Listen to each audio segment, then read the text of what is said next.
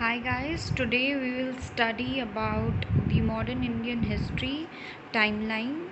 So we will start from 1858 जब there was revolt of 1857. हम इसमें ये भी बताएंगे कि जो वाइसरॉयज़ थे वो कौन कौन थे, बिकॉज हमें पता है 1858 के बाद वाइसरॉयज़ होते थे. सो 1858 में रिवोल्ट ऑफ 1857 हुआ था, तब कैनिंग हमारे वाइसरॉय थे. फिर 1885 में establishment of Indian national Congress हुआ था. डफरिन हमारे वाइसरॉय थे. दादा भाई नरोजी, एओ ह्यूम और वाछा जी थे जिन्होंने इंडियन नेशनल कांग्रेस का इस्टेब्लिशमेंट किया था. 1905 में कर्जन थे वाइसरॉय जब पार्टीशन ऑफ बंगाल हुआ था. Because of partition of Bengal 1906 में ऑल इंडिया मुस्लिम लीग बनी थी ढाका में. तब मिंटो जो है, जिनको father of communal electorate in India भी बोला जाता है, वो हमारे वाइसरॉय थे. 1907 में सूरत स्प्लिट हुआ था इंडियन नेशनल कांग्रेस का, और इंडियन नेशनल कांग्रेस मॉडरेट्स और एक्सट्रीमिस्ट्स में बट गई थी. तब मिंटो थे. ये बेसिकली इसलिए बटी थी क्योंकि एक्सट्रीमिस्ट व वेरी एंग्री ओवर मॉडरेट्स, क्योंकि उन्हें लग रहा था कि उनकी मॉडरेट पॉलिसीज़ और अप्रोच की वजह से, जिस तरह वो ब्रिटिशर्स को अप्रोच करते थे, उसकी वजह से ही पार्टीशन ऑफ बंगाल हुआ था. फिर 1909 में मिंटो मॉडले रिफॉर्म्स आए थे, और इसके बाद 1916 में होम रूल मूवमेंट आया था बाल गंगाधर तिलक और एनी बसंत के द्वारा, और क्लेम्सफोर्ड थे. 1916 में इंडियन नेशनल कांग्रेस और मुस्लिम लीग वापस जुड़ गए थे लखनऊ पैक्ट में. इसको हम ऐसे याद रख सकते हैं कि लखनऊ में सब लोग बहुत भाईचारे से रहते हैं, तो उस बाकी लोग सब आके यहाँ मिल जाते. तहजीब का शहर है. 1914 से 1919 में वर्ल्ड वॉर 1 हुई थी.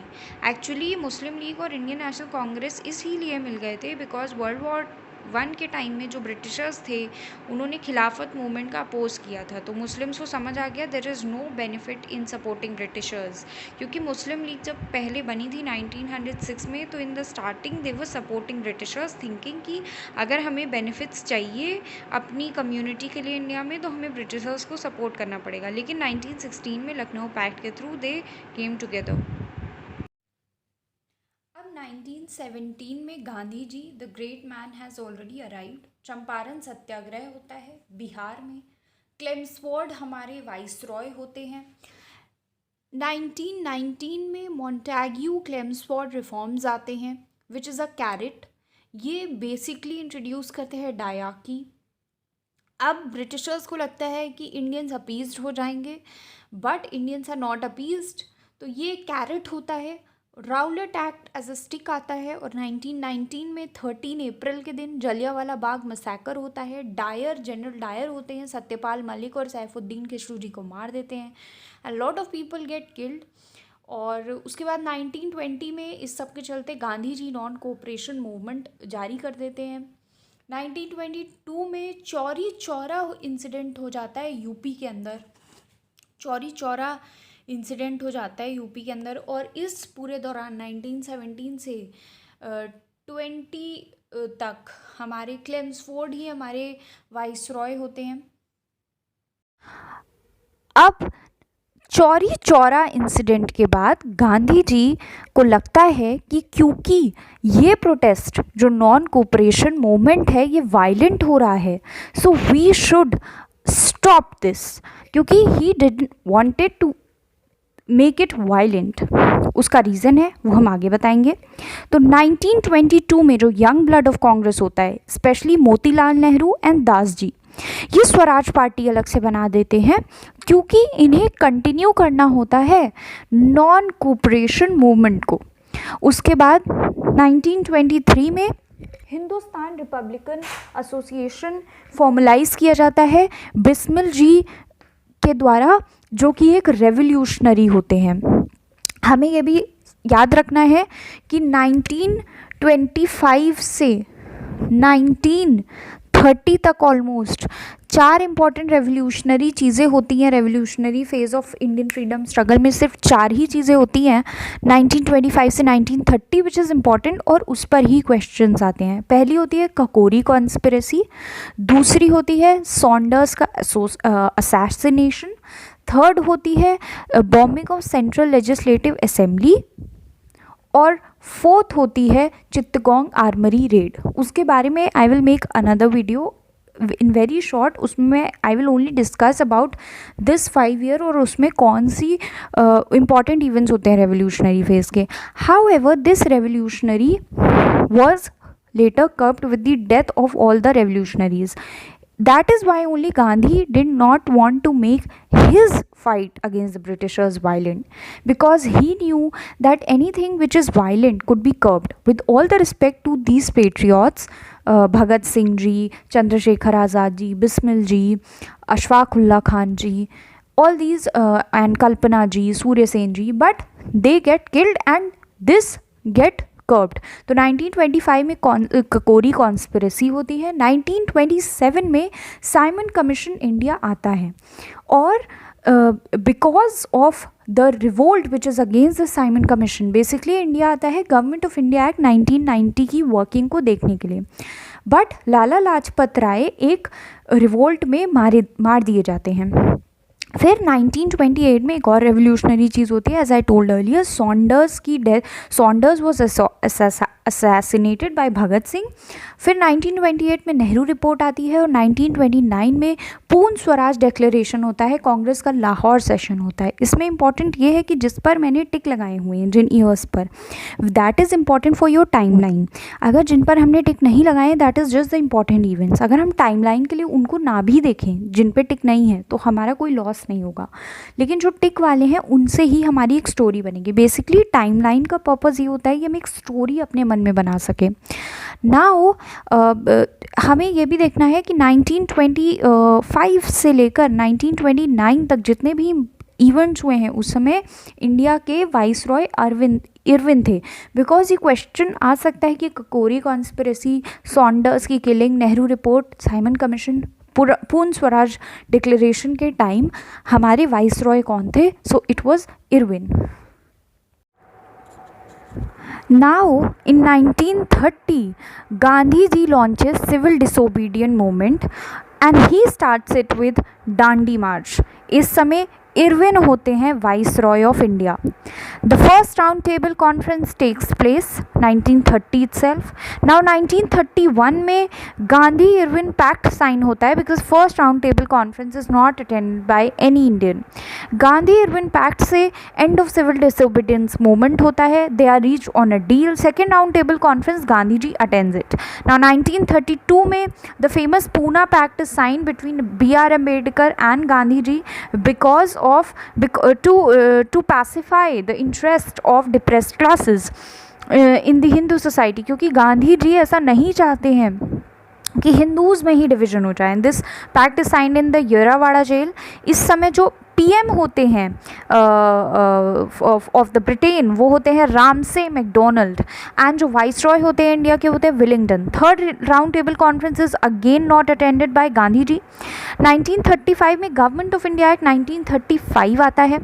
1940 में ऑगस्ट ऑफर आता है, it is a informal offer लिलित गांव के द्वारा, क्योंकि वर्ल्ड वॉर चल रही होती है इस समय, वर्ल्ड वॉर 2 चल रही होती है इस समय, और जो ललित गांव होते हैं वो बिना इंडिया से पूछे एक वॉर डिक्लेयर कर देते हैं विद जर्मनी। तो इस पर इंडियंस बहुत दुखी हो जाते हैं। तो ही गिव्स ऑगस्ट ऑफर कि you help us right now and later we will give you the dominion status. वो इनफॉर्मली ये प्रॉमिस करते हैं, but these demands are not met with. और 1932 में गांधी जी और रोश में आ जाते हैं, and he launches quit India movement, अंग्रेज़ों भारत छोड़ो। The main 3 movements that were launch by Gandhi ji व non cooperation movement, civil disobedient movement and now quit India movement. इस समय भी ललित गांव हमारे वाइसरॉय होते हैं। फिर क्रिप्स मिशन आता है just to formalise this August offer, और इस क्रिप्स मिशन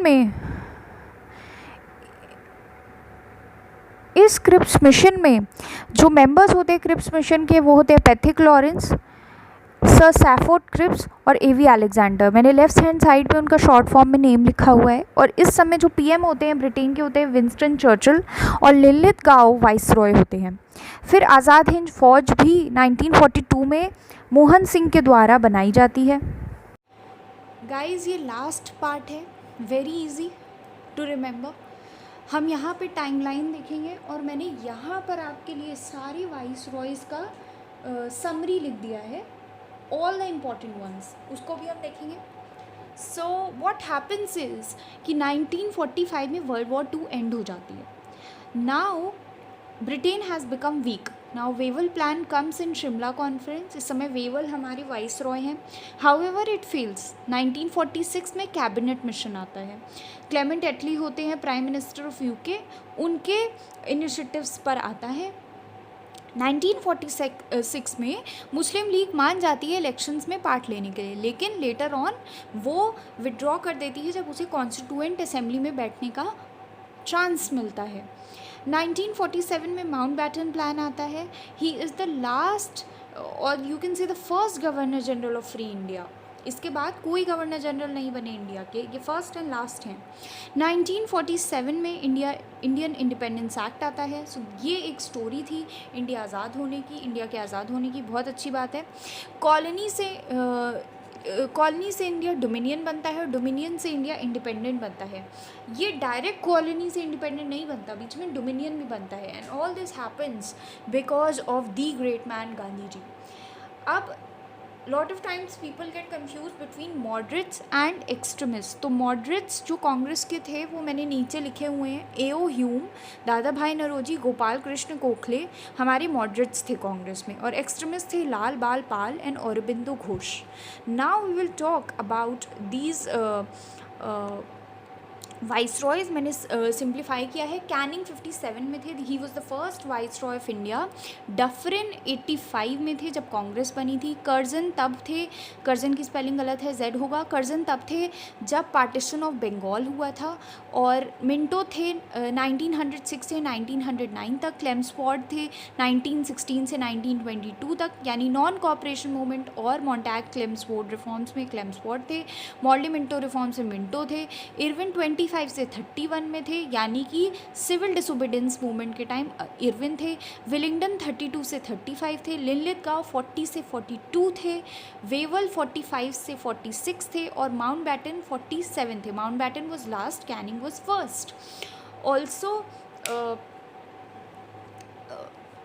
ऑल्सो जो लास्ट में क्विट इंडिया मूवमेंट के टाइम वाइस रॉय थे, he was Linlithgow and he was Linlithgow. So yeah, this was the whole summary. Also, if you want to know who was the first Governor General of Bengal, then he was Warren Hastings. And who was the first Governor General of India? So he was Bentinck. तो पहले तो होते थे Governor General of Bengal, Warren Hastings थे पहले। Governor General of India William Bentinck थे। फिर first viceroy of India Canning थे। और if you want to know कि before the coming of Europeans, तो उनकी क्या टाइमलाइन थी, तो वो मैं ये पहले मुझे बता देना चाहिए था, but it's not very important. तो सबसे पहले जो यूरोपियंस आए थे वो थे पोर्चुगीज़, ये पोर्चुगल से आए थे। दूसरे थे डच पीपल। कई बार ये एग्ज़ाम से पूछ लेते हैं कि सबसे पहले कौन है। तीसरे थे ब्रिटिशर्स। चौथे थे फ्रेंच पीपल, जो फ्रेंच लैंग्वेज बोलते हैं, फ्रांस से आए थे। और फिर इसके बाद आए थे स्वीडन से। तो this was the timeline of how they came. लेकिन हमें मेनली ब्रिटिशर्स से मतलब है, बिकॉज ब्रिटिशर्स ने मेनली इंडिया को अपनी कॉलोनी बनाया था। Thank you so much. This is a very short lecture और इसमें मैंने most of the factual information cover करने की कोशिश की है। ऑल्सो एक और चीज़ में लोग कन्फ्यूज़ हो जाते हैं, आज़ाद हिंद फौज मोहन सिंह के द्वारा बनाई गई थी, letter join bye Subhash Chandra Bose. लेकिन all India forward block movement जो कि हमारा आया था 1939 में, वो सुभाष चंद्र बोस के द्वारा लाया गया था। Thank you very much. I hope this video will be helpful.